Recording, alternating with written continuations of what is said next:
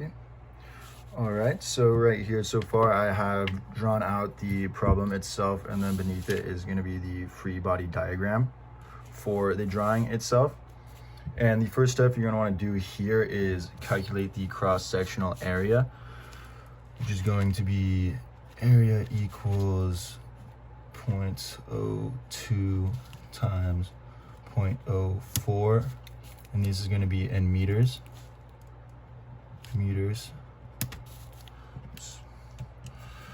And that is going to come out to 8 times 10 to the 4th, 10 to the negative 4th meters. And now that we have that, we're going to move into the loads, writing down the loads for each one. And then after that, we're going to have the radius, and we're going to cross product that with the forces for each one. And that is going to give us our moment for them. And these are all going to have an I, J, and K vector component for each one of these. I, J, K. So our first load right here is going to be in the x direction, which is going to be the 3 kilonewtons. And we're going to go down to the next one, which is going to be 0.5 kilonewtons. And the next one, which is going to be 2.5 kilonewtons. And so our distance for the first one, for 3 kilonewtons, is going to be 0.15 meters from the point H that we're trying to find from. And it's going to be 0 in the J direction, 0 in the K direction. And then our force is then going to be in the X direction. It's going to be the opposite of that. So we're going to put it in for a negative 3 kilonewtons because it is going into the X axis, going into the negative direction. And then there's going to be no J and no K component. And for this one, when we're doing the cross product, since we only have the I, when you do the cross product of the I, all of this is just going to come out to zeros for all of them. Now we move on to the next component of it. So the distance for this one going down is still going to be the same thing, 0.15 meters. It's going to be 0 again, and another 0 in the Z direction. And for the forces this time, there's going to be nothing in the I direction, where you're going to have a negative 0.5 kilonewtons in the Y, and the 0 in the X. So now when we cross product this is going to give us a K value, which is then going to be, let me just put zeros down for here first. This is going to be 0.5 times 0.15, which is going to be 0.075 right here. See that? 0.075. And for our next one, we're going to be 0.15 in the I direction, 0 in the Y, and then 0.16 in the Z direction. Now for a force, we're going to have 0, 0, and then negative 2.5 here, kilonewtons. And when we cross product these, we are going to have an I cross a J, which is going to give us an I value, or a J value, I mean. So we have 0, and then negative 2.5 times 0.15, which is then going to be negative 0.375. This value will also be negative above that. Okay, so now that we have, oh, oopsie, my mistake, these are flipped around. Negative 0.375 right here, and then 0 in the K vector. So now that we have these, we are able to write down our reactions, our R of X, R of Y, R of Z, as well as our moment of X, moment of Y, and our moment of Z. So these are we're going to get from above. Our reaction in the X direction is going to be the 3 kilonewtons. and the reaction is going to be the opposite of the moment, or of the force. I mean, they're going to counteract each other. They're going to react against each other. So we have the 3 kilonewtons. We're going to have the positive 0.5 kilonewtons, and we are going to have the 2.5 kilonewtons. And in the X, these will be the same things, or in the moments, I mean, they will be positive versions of these. So we're going to have 0 in the X. We're going to have 0.75 kilonewton meters. And then we are going to have 0.375 kilonewton meters right here. So now that we have these done, we can move on to our reactions. We can start doing our blocks for the reactions. So I'll move on to the next page here. This is the entirety of this page so far. Actually, I guess I got some more room on the bottom I could work with. So for the reaction in the X, this is going to be down the longitudinal axis, meaning it is on this x-axis right here. So that is going to be axial loading. Axial loading for the R of X. And it is going to look like this. The side view is going to look like this right here.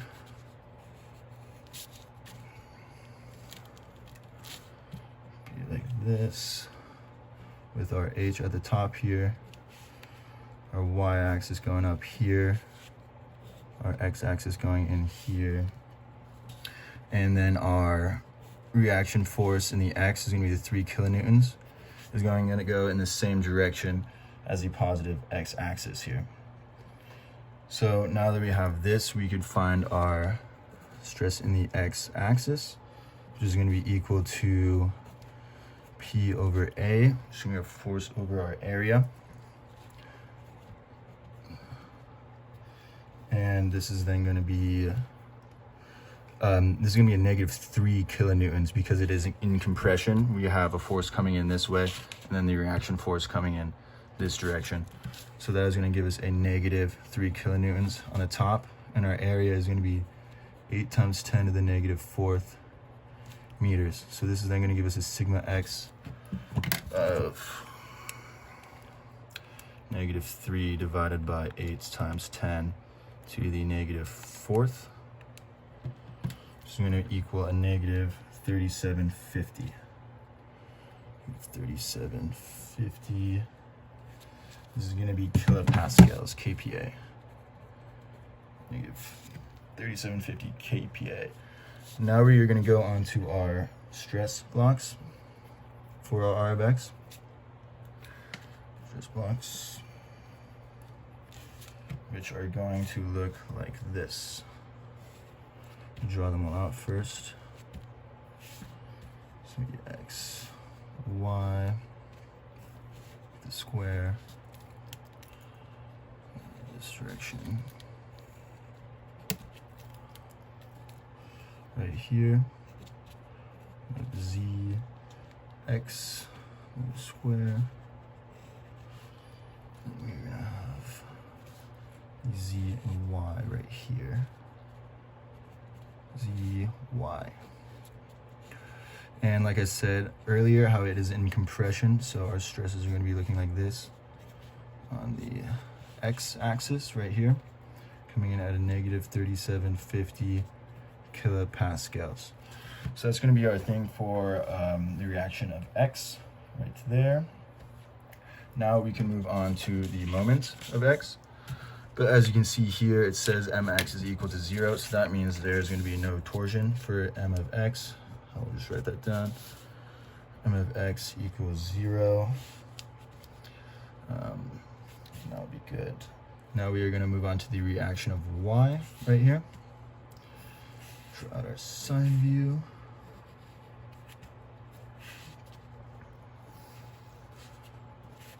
This, we have y up here. Coming in, and then since we're on the xy plane, our h is now going to be at the top of the block, just like that.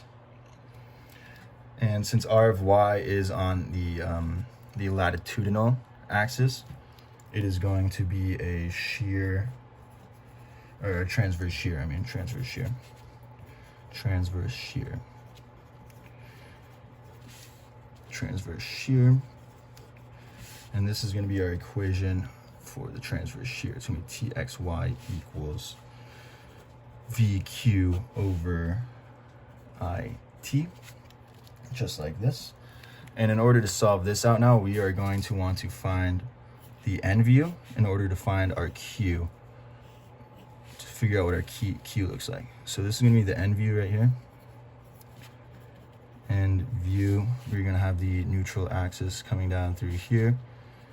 Neutral axis, and we are going to have our H at the top, just like this. Now, this is going to result with us giving a Q equals 0, because Q equals A bar prime Y bar prime. And in order to find A bar prime, it is going to be the area pretty much above the neutral axis. And since this is already above the neutral axis, the only way we can go is above here, which means it's going to equal 0. So it's going to equal 0 times Y bar prime, which is then just going to Q equals 0. Now with this information, we will know that this will then equal 0, which will then cause the shearing stress in the XY plane to then equal 0. Now, because of this, this will make it so we don't have any stress blocks or anything for this. We do not have any shearing forces on that. So now we will move on to the moment in the Y direction. Now that we have all of that done, let's see that. Moment in the Y. So the moment in the Y, like I said earlier, since it's on the latitudinal axis, this is going to cause it to be a bending moment. So we'll draw this again. Just like this. Z going down here, X coming along this, with our H block in the middle, just like so. We're also going to want to draw our moment in here. As we see in our first one, our moment for the Y was a 0.75 kilonewtons.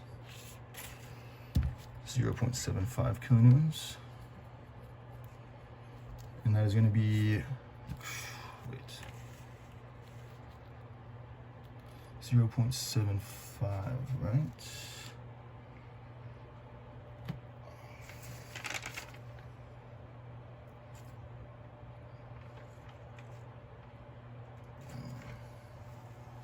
Second, I think I messed up here. I think that was supposed to be the 0.375.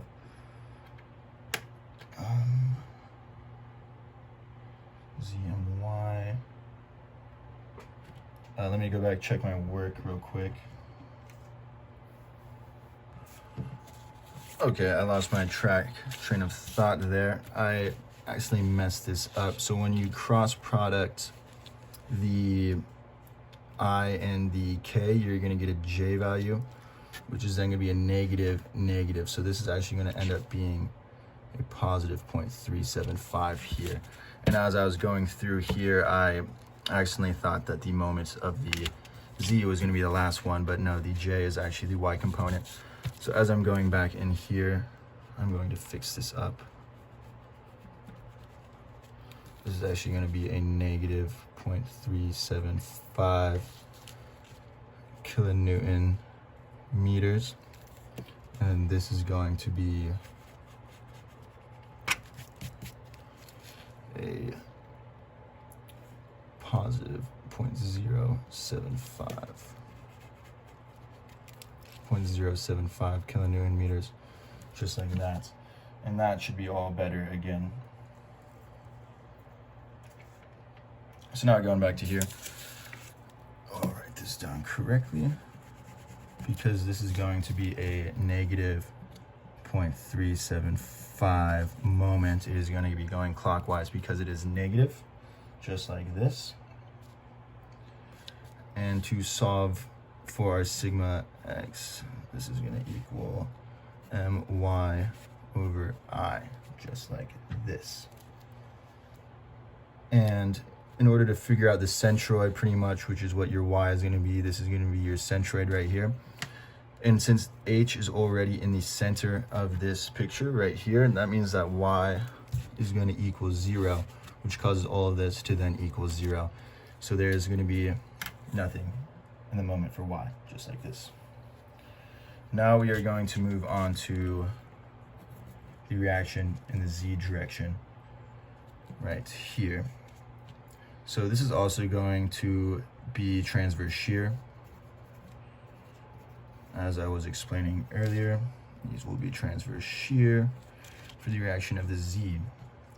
Now we are going to draw our side view again, this time being in the XZ plane, Z coming in here, X coming right here, H being in the center like this, and then our 2.5 kilonewtons force is going to be acting down like this. And as I showed earlier, the equation for the transverse shear and stress right there is going to be V of Q over IT, as shown like that. And now for this, again, we are going to have to make another viewpoint in order to get your Q value. So that is going to be right here. I'm going to be drawing this shape right here, looking down at it at the end view again with your neutral axis. Again, right here. Your H value, your H point right there, and your centroid is going to be on either side. It can be up at the top or the bottom. It doesn't matter. But this length right here is going to be 0.04 meters, as was shown in the initial diagram. If you can see that, 0.04 with the neutral axis. And we are going to want to find our y bar again, because Q is going to equal a bar prime, y bar prime, as shown. And to find our y bar is pretty much going to be the centroid of this shape. So half of this is going to be 0.02, and then half of that to get to this center is then going to be 0.01. So y bar prime is going to equal 0.01. Now to get our Q, this is going to be our area, half of our area right here. So this is then going to be, I believe, 8 times 10 to the 4, as shown in the first step, times 10 to the negative 4 meters, over 2 times 0.01, just like that. And let me calculate that out. Wait, no, this is actually my mistake. This is going to be 0.01 over 2. 0.01 over 2, just like this, which is then going to be 0.01 divided by 2, 0.005 right here. 0.005.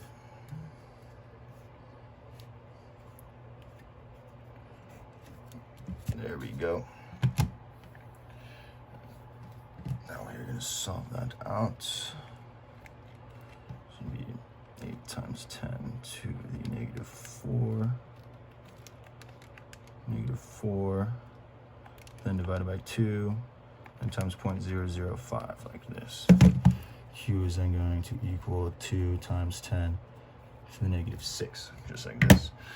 Now with our Q value, we can solve the rest of this. Q of XZ, my bad.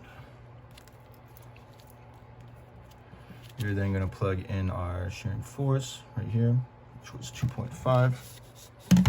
Shown over here, 2.5 in the corner. 2.5 times this new value, 2 times 10 to the negative 6. Over I, which is going to be 1/12 times 0.02 times 0.04 cubed. Now this, you just get off the charts to figure out the inertia for this object, for the rectangle.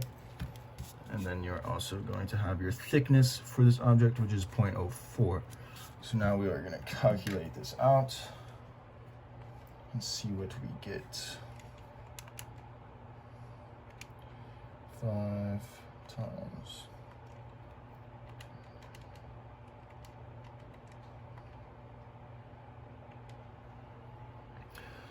0.04 cubed is 2 divided by 12.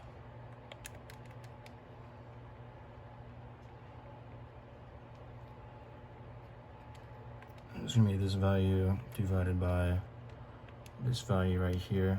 It should give us 1171.875. Shown right there. 1171.875. And now we can move forward. This is going to be positive because it is in tension as it's moving down, unlike the other one, which was in compression. So now we can move on to our stress blocks, so I can show you what those look like. So we're gonna start with those. Stress blocks.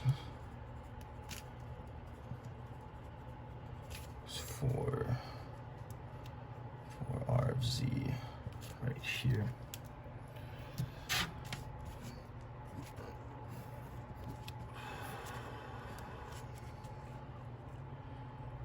So we're gonna have this one.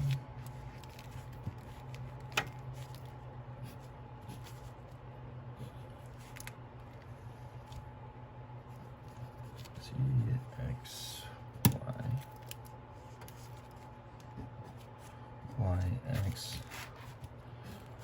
and then Z, Y. And as I said, since it is in tension, we're gonna have these stresses go along the positive X and Z axes. So it's gonna go this way and then this way. Right here, and that is going to be 1171.875 kPa, just like that. Moving on to that, so that's going to be our stress blocks for here. Now we're going to move on to our moment of Z for this. This is also going to be a bending force, just like the other latitudinal axes. You're going to start drawing the side view.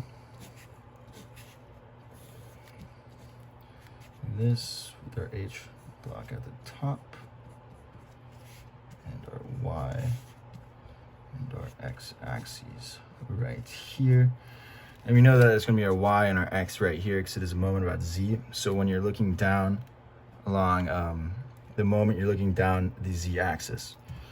So that is also why you're going to have the bending force right here, the positive 0.075 kilonewton meters, which is going to be positive. Therefore, it's going to be a counterclockwise. Now with this going on, you will move on to the sigma X for this. It's going to be My, which is your centroid, over I.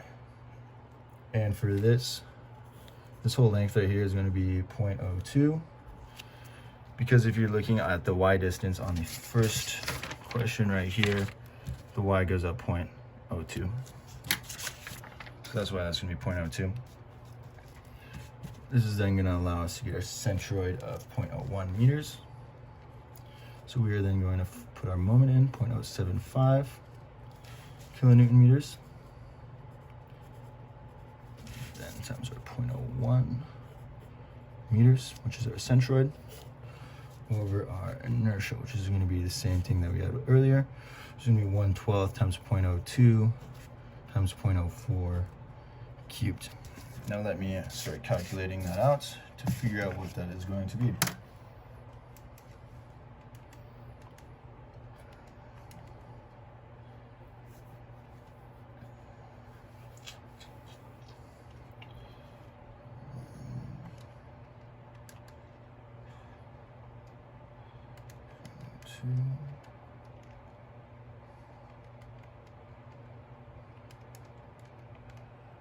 So we're then going to have this value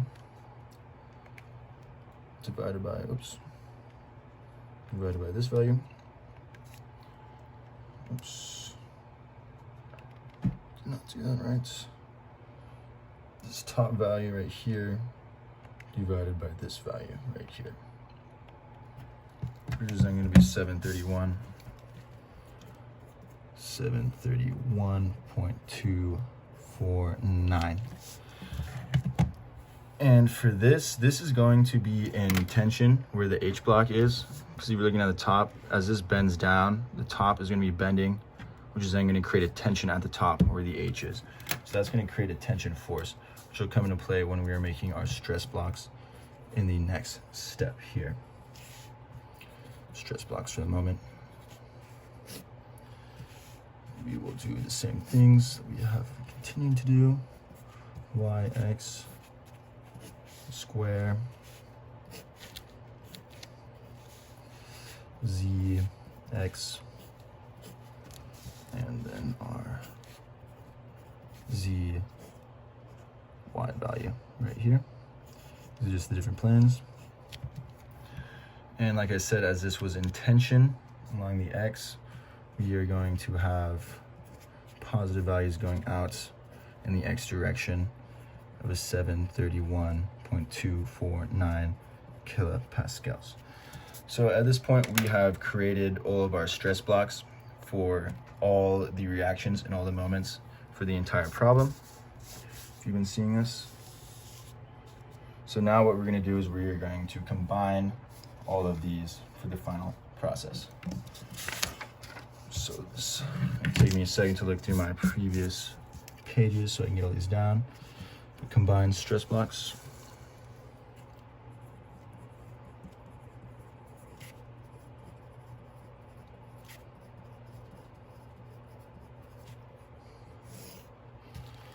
Combine stress blocks.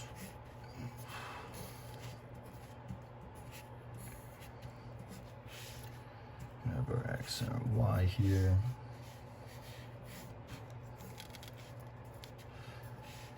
Our X and our Z. And our Z and our Y. Okay, so now at this point of the process, we are going to go through all of our reactions and combine them all. So starting on the first page, we had a compressive load right here in the X direction, and later on, I believe in the, yes, on the Z, for the moment of Z, we also had a tension. So we're gonna add these together to figure out what the combined force for that will be. So that was gonna be 731.249 minus the 3750 kPa, which is then going to be the 328.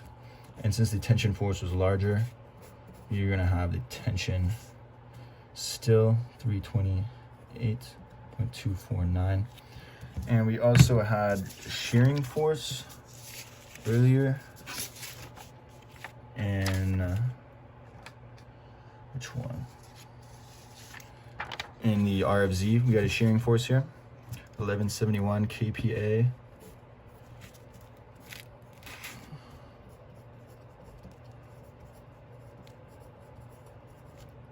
So that will still be there. And that was on the XZ plane. That is why it's on this one. And the tension and compressive load are now just the tension load was only in the X axis. So these are going to be our combined stress blocks. And now that we have completed this, we can move on to figure out sigma 1 and sigma 2. This is going to be solved through the equation sigma x plus sigma z, because we only have forces in the X and Z axis, plus or minus sigma x sigma z over 2 squared. Now these are going to be the principal stresses that we are solving for, as well as the max shearing stress. It's going to be xz squared right here. So now all we do is we plug in these values that we had. Sigma 1, sigma 2, it's going to equal 328.249 over 2 plus or minus the square root of 328.249 over 2 squared plus 1171.875 squared. Let me calculate this out.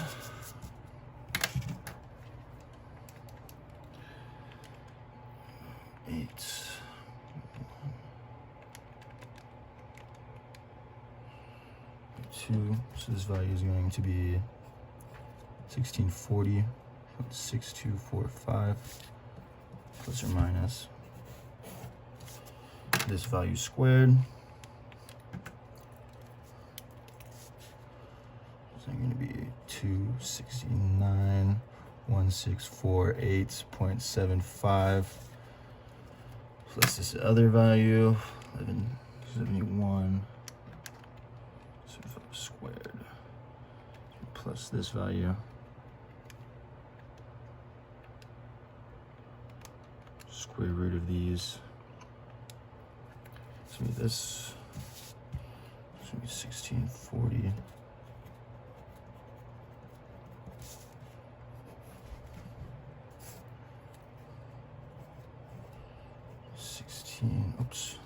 square root.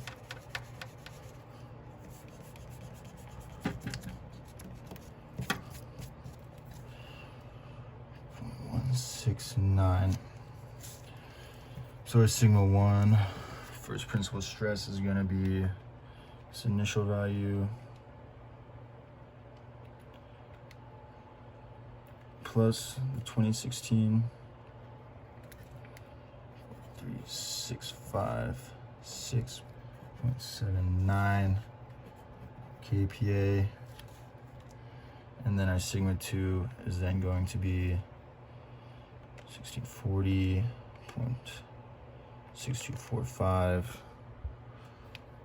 minus this 2016,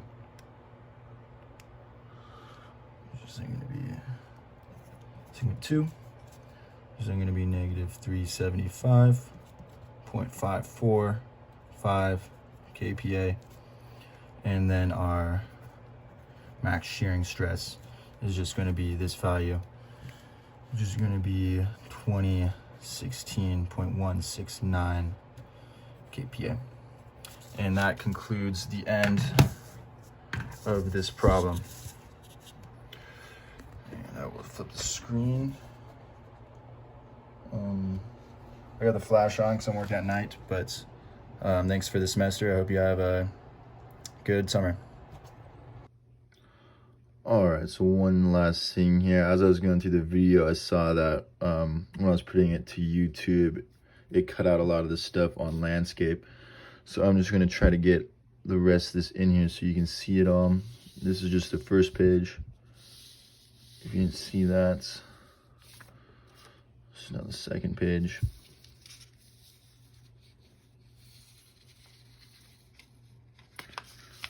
This is in the third one. There's one small adjustment I made here, as I was saying.